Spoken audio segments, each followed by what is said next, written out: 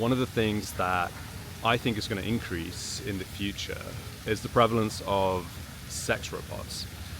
And the reason for this is, one, I think pornography drives a lot of technology. I think a large percentage of the internet traffic is actually porn, and Pornhub probably takes up a lot of that. In fact, I think it does.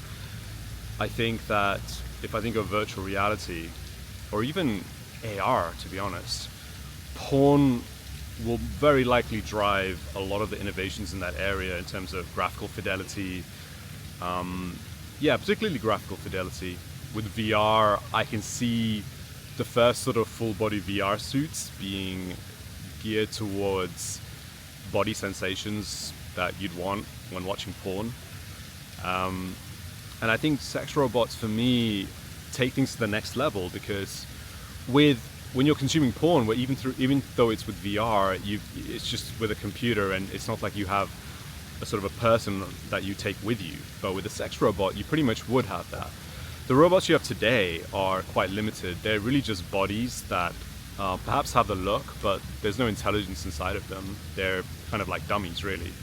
But now that AI has advanced to where it has, and because I think AI will get even more powerful in the near future, it becomes pretty inevitable, to be honest, that people would want an entity that they could actually talk to in humanoid form.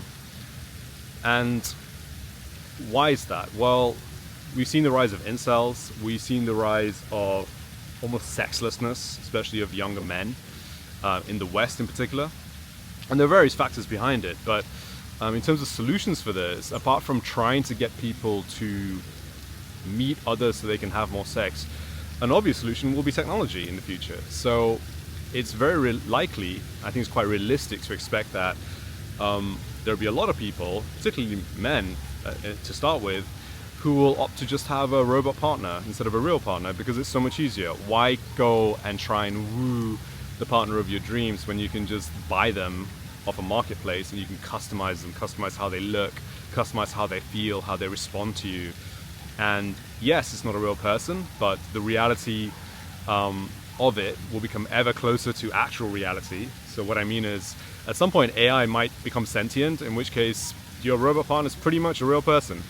But even if it doesn't get to that point, how real do you need it to be for you to feel convinced that it's a good enough idea?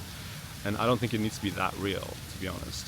So I think if we combine what we have today with AI technology, with the latest TPE silicon dolls or whatever, and maybe some better mobility technology, then why not in the future have people walking down the street with their robot partners?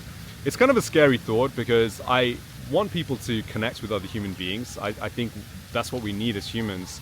But at the same time, I just feel it's inevitable with technology, with the way things are going. We've already got companies, startups inventing AI friends that you take with you. This would just be the next step. And if we do get to this point where people have robot partners or robot friends even, then there will be legal protections for these robots. So these robots, these entities will have to have legal protection as if they're people, just like biological people would. Otherwise, because property rights wouldn't be enough. You'd need something a bit more than that. So what I mean is, if I have an AI partner, a robot partner, then the company that sells me the software cannot upgrade the operating system of my robot, or cannot upgrade anything in the robot without my permission, because it might change who they are. It might affect my partner.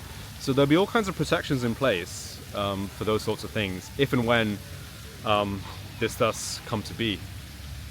Yeah.